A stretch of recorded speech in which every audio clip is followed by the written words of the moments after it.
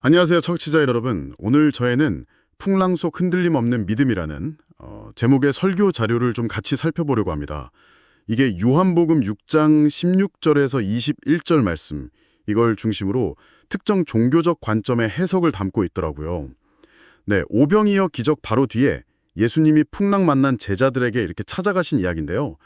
이걸 통해서 신앙 여정의 어려움, 그리고 또 그걸 어떻게 극복하는지에 대한 좀 독특한 시각을 보여주는 것 같아요.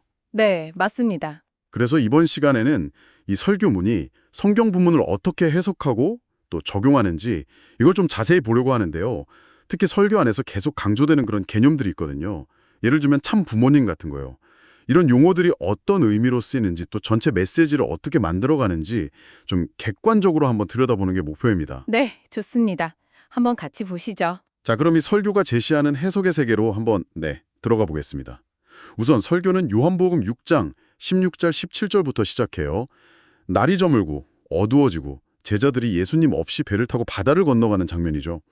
좀 전까지는 오병이어 그 놀라운 기적을 봤는데 바로 다음 장면 이거란 말이죠. 네, 설교가 바로 그 지점을 딱 짚어요. 우리 삶도 그렇다는 거죠. 뭐랄까, 큰 기쁨이나 성공 뒤에도 갑자기 어려움이나 외로움이 찾아올 수 있다. 어둠이라든지 예수님이 안 계신 것 같은 그런 상황이요. 아, 바로 그때가 믿음이 시험받는 때다. 이런 해석이군요. 그렇죠. 예수님이 안 계신다고 느껴질 때 뭔가 두려움이 시작된다? 이렇게 보는 겁니다. 이 설교에서 좀 눈에 띄는 게 빛과 어둠, 이 상징을 굉장히 구체적인 대상이랑 연결시키더라고요. 네, 맞아요. 설교 내용을 직접 보면 빛은 진리고 그 실체는 예수님인데 현 시대에는 참부모님이다. 이렇게 딱 명시를 하고 있어요. 네. 여기서 참부모님이라는 용어는 이 설교의 배경이 되는 특정 종교 공동체, 그러니까 통일교, 현재는 세계평화통일가정연합이라고 하죠. 거기서 문선명 총재와 한학자 총재 두 분을 지칭하는 특별한 용어입니다. 이걸 미리 알고 들으시면 좀 이해가 쉬우실 것 같아요. 네, 그 설명이 중요하겠네요. 그 정의에 따라서 그럼 반대로 어둠은 뭘까요? 진리가 없는 상태, 즉 예수님이나 참부모님이 부재한 상태, 그 결과로 오는 죄, 불안, 두려움 이런 것들을 상징한다고 풀이하는 거죠. 아, 그러니까 빛과 어둠, 선과 악처럼 딱 나누는 이분법적인 구도네요. 그렇습니다. 그래서 세상의 근본 문제가 이 빛이 없기 때문이고 참부모님이라는 빛이 완전히 비추면 모든 문제가 해결될 거다. 이런 희망적인 메시지로 이어지는 구조예요. 중간에 아주 하고 외치는 부분이 있던데 그건 어떤 의미일까요? 그건 그 공동체 내에서 어떤 강한 긍정이나 믿음의 확신을 표현할 때 사용하는 좀 독특한 구호 같은 거라고 보시면 됩니다. 그렇군요. 자, 다음은 18절인데요. 큰 바람이 불고 파도가 막 거세게 치는 장면입니다. 제자들이 아무리 노를 저어도 배는 막 흔들리고 정말 인간의 힘으로는 어쩔 수 없는 그런 위기 상황이죠. 네, 설교는 바로 이 장면을 통해서 인생의 큰 풍랑 앞에서 인간적인 노력이나 지혜, 능력 이런 것만으로는 분명히 한계가 있다는 점을 강조해요. 그렇죠. 아무리 애써도 안 될 때가 있으니까요. 네, 그래서 그런 한계 앞에서 좌절할 때 그때 비로소 창조주이자 구원자이신 예수님, 그러니까 이 폭풍우조차 다스리시는 분을 찾아야 한다. 이렇게 말하는 거죠. 여기서 이제 통일원리라는 개념이 등장하는군요. 네네. 이게 이 설교의 어떤 신학적인 기반이 되는 핵심 텍스트라고 할 수 있는데요. 설교에 따르면 이 통일 원리는 타락 때문에 생명력을 잃은 인간은 자기 힘만으로는 이 고통의 바다를 건널 수 없다. 이렇게 가르친다고 합니다. 아까 말씀하신 그 인간적 한계를 신학적으로 설명하는 부분이군요. 그렇죠. 그리고 그 한계를 넘어서는 유일한 길이 바로 참 부모님을 통해서 하나님과의 관계를 회복하는 거다. 이렇게 제시를 해요. 여기서 중요한 연결이 이루어지네요. 과거에 예수님이 제자들을 구원하셨듯이 네, 현 시대에는 참 부모님이 전 인류를 구원하기 위해 오셨다. 이런 논리입니다. 그리고 그 구원의 힘은 바로 참 사랑의 힘, 즉 참 부모님을 통해 나타나는 하나님의 사랑이라고 설명을 하고요. 이 참 사랑을 실천할 때 풍랑을 이겨낼 수 있다. 이런 이야기죠. 근데 설교에서는 특히 지금 시점에서는 홀리 머더라고 표현하던데 참어머님, 즉 한학자 총재님과의 일치가 아주 중요하다고 강조하더라고요. 네, 맞습니다. 그 설교가 행해진 시점에서 그 공동체, 통일가라고 부르는 그 공동체가 마치 제자들이 만난 큰 바람처럼 여러 시련에 직면해 있다고 진단을 해요. 내부적으로나 외부적으로요? 네. 그러면서 이 위기를 극복할 열쇠가 바로 하늘 부모님, 이것도 그 공동체에서 하나님을 부르는 용어죠. 그리고 참 부모님. 그중에서도 특히 현재 지상에서 활동하시는 참 어머님과 완전히 하다되는 것에 있다. 이렇게 아주 강력하게 주장합니다. 다시 성경 이야기로 좀 돌아와 보면요. 19절, 20절입니다. 제자들이 막 두려움에 떨고 있을 때 예수님이 무리를 걸어서 다가오시잖아요. 근데 제자들은 그걸 보고 유령인 줄 알고 더 무서워하죠. 내니 두려워하지 말라. 원어로는 에고 에이미 메 포베스테. 네, 내니 두려워 말라. 설교는 이 내니, 즉 에고 에임이라는 선언을 아주 중요하게 다룹니다. 이게 단순한 위로가 아니라는 거예요. 구약에서 하나님이 자신을 나타내실 때 쓰신 표현 나는 스스로 있는 자다와 연결해서 예수님 자신이 바로 하나님과 같은 신적인 존재, 즉 메시아이자 구원자임을 드러내는 아주 강력한 자기 선언이라고 해석을 하는 거죠. 아, 그 I am 선언이군요. 맞습니다. 그래서 이 말씀 자체가 제자들에게 그리고 오늘 우리에게 어떤 상황에서도 두려워할 필요가 없다는 근본적인 확신을 준다고 강조합니다. 그리고 두려워하지 말라 라는 말씀과 함께 가장 힘들 때, 가장 어두울 때 주님이 오히려 가장 가까이 계신다는 그런 역설적인 진리도 제시하네요. 네, 눈에 보이지 않고 느껴지지 않아도 주님은 늘 함께 하신다는 믿음, 그걸 강조하는 거죠. 바로 이 지점에서 설교가 참아버님, 즉 문선명 총재님의 가르침으로 알려진 말을 인용하던데요. 고난은 축복으로 들어가는 문이다. 네, 그 인용구가 나오죠. 고난 그 자체가 목적이 아니라 오히려 고난을 통해서 하나님과 참부모님의 사랑, 그 심정이라고 표현하는데 그 마음을 더 깊이 체험하고 영적으로 성장하는 기회가 될 수 있다. 이런 긍정적인 해석을 덧붙이는 겁니다. 그래서 고난이 닥쳤을 때 문제 자체에만 매달리거나 인간적인 방법만 찾을 게 아니라 시선을 돌려서 하늘 부모님, 예수님, 그리고 참부모님을 바라보는 게 중요하다. 이렇게 권면하는 거군요. 네, 그렇죠. 문제 해결의 열쇠가 그분들의 심정을 이해하고 거기에 공감하려고 노력하는 데 있다. 이런 해석이 좀 독특하죠. 하늘 부모님과 참 부모님은 지금 이 상황을 어떻게 보고 계실까? 이렇게 물으면서 그분들의 마음과 하나 되려고 할 때 길이 보인다는 거예요.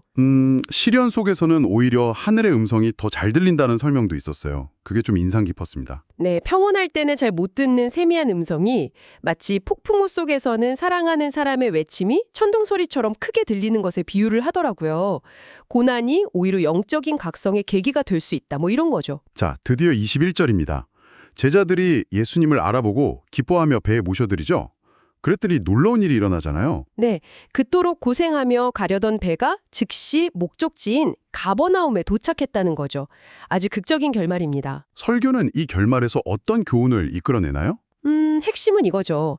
예수님, 즉 주님을 모시지 않은 인생의 배는 목적 없이 그냥 떠다니며 고생하지만 주님을 삶의 주인으로 기쁘게 딱 모시는 순간 그분이 방향을 잡아주시고 가장 빠르고 안전하게 최종 목적지로 인도해 주신다는 약속. 이걸 강조하는 겁니다. 그리고 이 원리를 이제 가정연합 신자들의 구체적인 신앙생활에 적용을 하는군요. 맞습니다. 개인의 힘이나 노력만으로는 천국이라는 이상세계에 갈 수 없다. 이걸 다시 한번 강조하면서 참 부모님을 삶의 중심, 그러니까 인생이라는 배의 선장으로 모셔야 한다고 말해요. 선장으로요? 네. 그리고 그분들이 가르치는 참사랑을 가정에서, 이웃에게, 사회 속에서 실제로 실천하는 것. 그것이야말로 하나님이 원하시는 이상 가정과 이상 세계로 가는 유일하고도 가장 빠른 길이다. 이렇게 설명합니다. 여기서 말하는 최종 목적지가 하늘 부모님 아래 인류 한 가족이라는 비전이었죠. 네, 그게 단순히 어떤 추상적인 이상이 아니라 내 주변의 모든 사람을 진짜 피를 나눈 가족처럼 여기고 대하는 구체적인 삶의 방식과 연결된다고 봐요. 어른은 부모님처럼, 동년배는 형제 자매처럼, 어린이는 자녀처럼 진심으로 사랑하고 섬길 때 그 관계가 확장되면서 이 땅의 평화로운 이상세계, 즉 지상천국이 이루어질 수 있다. 이런 비전이죠. 그걸 이루기 위해서는 예수님뿐만 아니라 현 시대의 구원자로서 참부모님을 마음 중심에 꼭 모셔야 한다. 이런 결론이군요. 네, 그렇습니다. 반드시 모셔야 한다고 강조하죠. 자, 이제 설교의 마지막 부분으로 가보겠습니다. 설교자는 요한복음 6장의 이 이야기가 그냥 2000년 전 제자들 이야기가 아니고 오늘날 우리 현대인들이 겪는 모든 어려움들, 개인적인 문제부터 사회적, 국가적 문제까지 이 모든 풍랑 속에서 살아가는 우리 모두에게 주시는 생생한 메시지다. 이렇게 다시 한번 강조하네요. 네. 그리고 그 모든 풍랑 앞에서 우리가 의지하고 따라야 할 분으로 참부모님을 아주 분명하게 제시합니다. 문선명 총재님이 생전에 이 세상은 큰 배와 같아서 길을 잃지 않으려면 선장이신 참부모님을 모셔야 한다고 말씀하셨다는 내용을 인용하면서 참부모님의 인도가 없이는 이 시대의 혼란을 헤쳐나갈 수 없다. 이 점을 굉장히 부각시키죠. 마지막으로 심정문화혁명이라는 용어가 나왔는데 이건 좀 생소하네요. 어떤 의미인가요? 아, 네. 이 설교 맥락에서 보면 심정 문화혁명이라는 건 뭐 정치나 경제 같은 외부 시스템을 바꾸기 이전에 각 개인의 마음 중심부터 바꾸자는 거예요. 마음 중심의 하나님, 즉 하늘 부모님과 참부모님을 모시고 그분들의 심정, 그러니까 이타적이고 참된 사랑을 내 삶의 근본 원리로 삼는 것. 이게 바로 내면의 혁명이라는 거죠. 그렇죠. 이렇게 개인의 마음과 가치관이 사랑 중심으로 변화하면 그게 가정과 사회, 나아가 세상의 모든 문제들을 근본적으로 해결할 수 있는 길이다. 이렇게 보는 일종의 문화운동이자 영적 운동으로 제시됩니다. 네. 그럼 종합해보면 이 설교는 하늘 부모님 아래 인류 한 가족이라는 최종 목표를 향해 나아가라고 촉구하면서 그 과정에서 만나는 두려움이나 어려움 앞에서 절망하지 말고 참부모님을 우리의 삶이라는 배의 기쁨으로 영접하고 그분들의 가르침, 즉 참사랑을 실천하라. 이렇게 아주 강력하게 권면하는 내용이네요. 맞습니다. 그렇게 할 때 예수님을 모신 제자들의 배가 즉시 목적지에 도착했던 것처럼 우리 삶도 참부모님을 중심에 모시면 하나님이 바라시는 이상세계에 가장 빠르고 확실하게 도달할 거다. 이런 희망적인 약속을 주는 거죠. 그리고 다시 한번 아주 하고 외치면서 설교를 마무리합니다. 네, 오늘 저희는 이렇게 요한복음 6장의 한 이야기를 특정 종교적 관점, 즉 통일교, 세계평화통일가정연합의 시각에서 해석하고 적용한 설교문을 함께 분석해 봤습니다.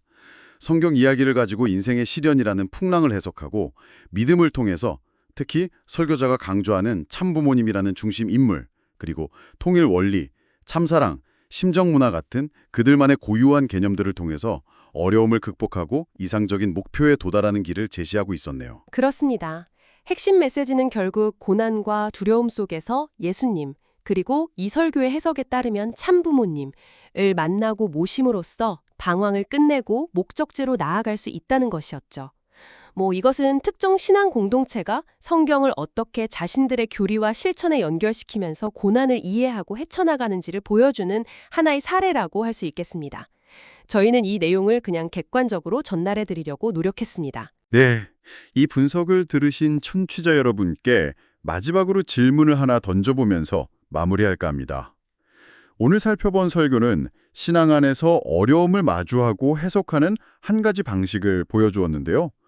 여러분의 삶 속 풍랑 앞에서 여러분은 어디에서 의미와 방향을 찾고 계신가요? 또 어떤 목소리에 귀를 기울이고 계신지 한번 생각해 보시면 어떨까 싶습니다. 다음에 또 다른 흥미로운 자료 분석으로 찾아뵙겠습니다. 감사합니다. 감사합니다.